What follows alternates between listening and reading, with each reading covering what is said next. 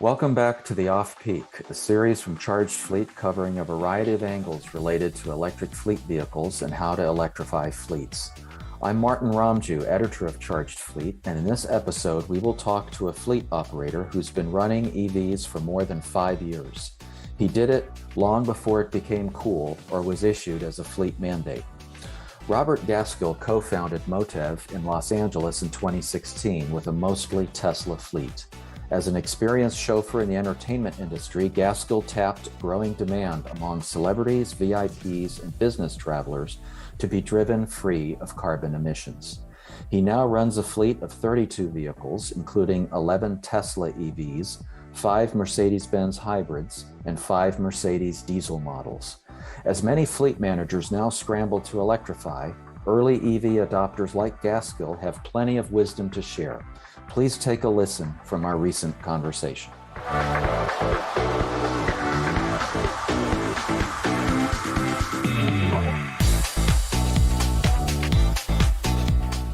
All right, well, Robert Gaskill, co-founder of MOTEV, thank you very much for joining us.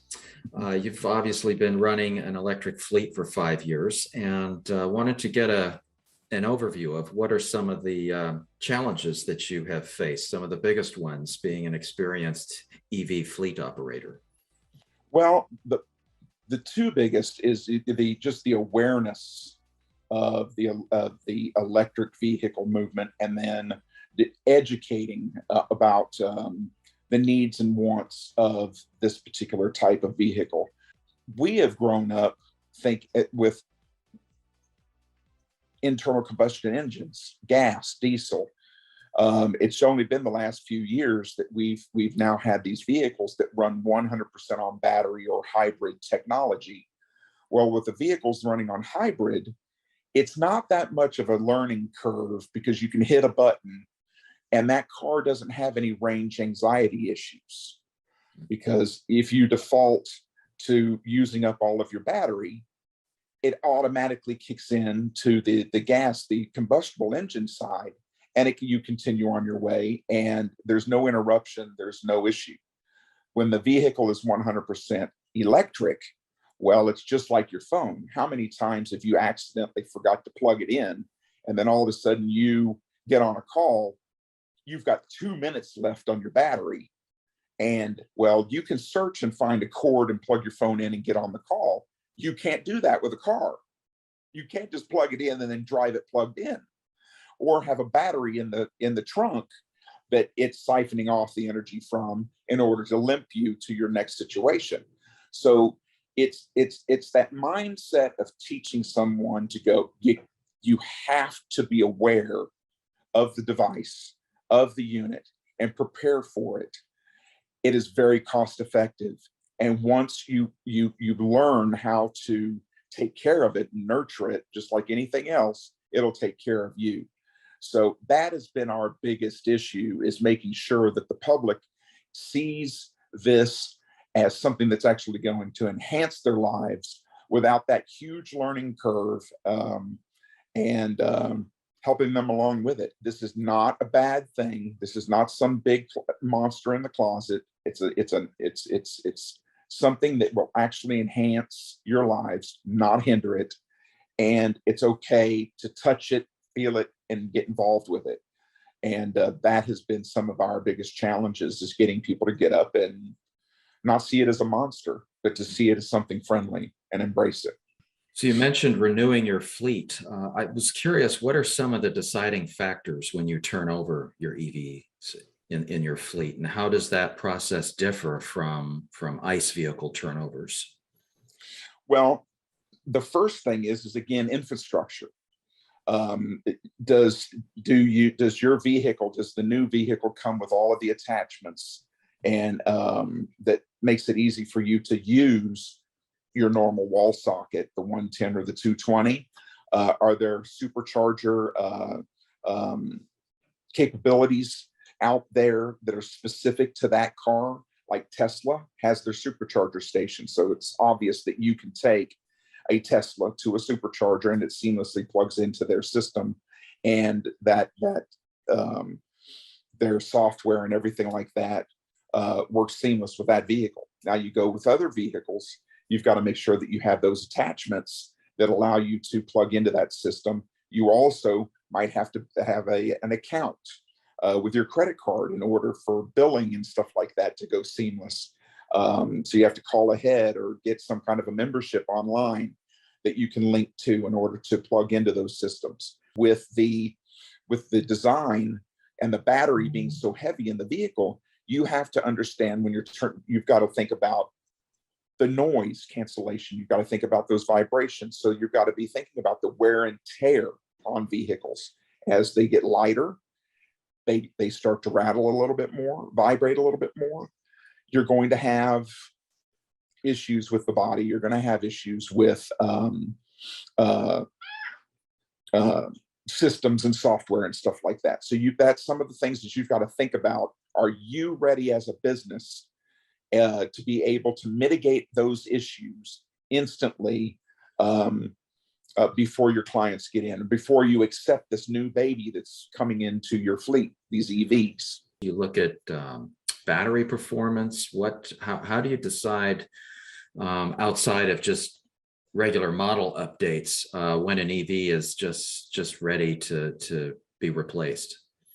That's a very good question, and and we've been in business over 5 years, and we're going through that right now. And most of our we had a little bit of an anxiety of when that process really needed to start, because the batteries and the actual units themselves, not the body of the vehicle, but the actual brain and the battery and the actual movement of has been terrific in our fleet. It's wonderful. It's saved a lot of money being an EV fleet in that regard. What we based our turnover is on our contracts. You need to have the latest body styles for your affiliates and your clients.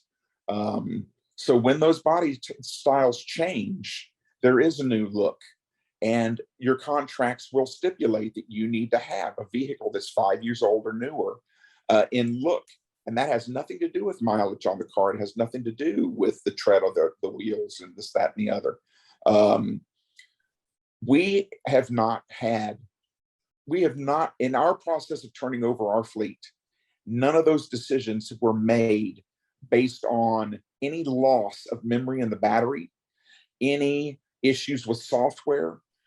There right now, even after 5 years, there's no major new widgets or introductions into the electric vehicles other than your screens going from a flat like iPad technology, which would be like your 4K, which is wonderful resolution, to these 3D images that you can get. What about the battery conditions? What have you noticed about the performance of the batteries after 5 years? Is there any type of a downgrade, any type of a diminishment? In our fleet of the 23 vehicles that we have that are either hybrid or fully electric, we have not lost anything more than 10% of the actual charging capability of those batteries. The most important thing is you've got to understand the product before you take it and use it. So you go to the manufacturer, you go to your dealership, and you learn all about it and you read about it. You don't set your batteries, because we turn them over so much, and we cycle the batteries so much with different chauffeurs, and they're constantly on the road. We do not charge that battery all the way up to 100%. A lot of people make that issue. They don't understand how you need to cycle your battery, charge it all the way up, charge it all the way down, so that you don't get the memories in your battery. We have not lost one single vehicle battery due to any memory loss. And there has not been any memory loss in any of our vehicles that has done anything to stunt my business, affect any of my clients at all. Now, as you are preparing to acquire new EVs as your first wave cycles out, what are you sensing or seeing about residual values compared to, let's say, a suburban or an ICE vehicle that is more typical for fleets? Are you getting more or less money for an EV when you resell it as opposed to an ICE vehicle? Well, good question. And there's actually, if we didn't have the pandemic, this answer might be different. Right now, as we know, with the pandemic, you have a chip shortage. So the new vehicles that are coming out right now are not as smart or as progressively better than their predecessors 5 years ago. So right now, there's a market out there for used vehicles, more so than the new ones. You can have a car right now that's 5 years old that actually has more technology built into it, and is in better shape, and it will integrate with your phones and internet networks and all of these other things that you have in your home and your life and everything, than ones coming out today, as the chip manufacturers are finally starting to get their employees back to work and design those brains to put back in the vehicles. So it's been very good for us in the sense that it only raised the value or slowed the drop of the value of your cars going out. We've been very good. Our vehicles have, for the most part, we're selling them just about 50% of their value, a little under 50% of the value, the trade-in value. I wouldn't have expected that if we didn't have the pandemic. We actually have manufacturers right now calling us, asking for these vehicles directly. So we're able to sit there and say, well, you want them? Well, what can you give us? Help us out. And if they can't, that helps you leverage to the private sector. Look, the manufacturers want these at this price. You know they're going to add X amount percent to that.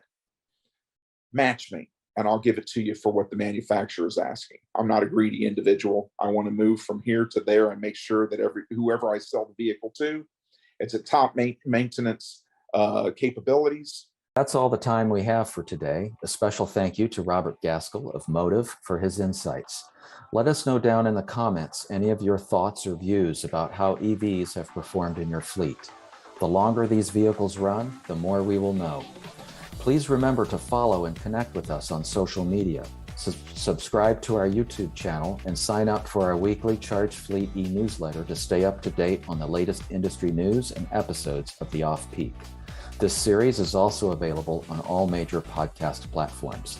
I'm Martin Romjue with Charged Fleet. Thank you for joining us, and we hope to see you again here on another pulsating episode of The Off-Peak.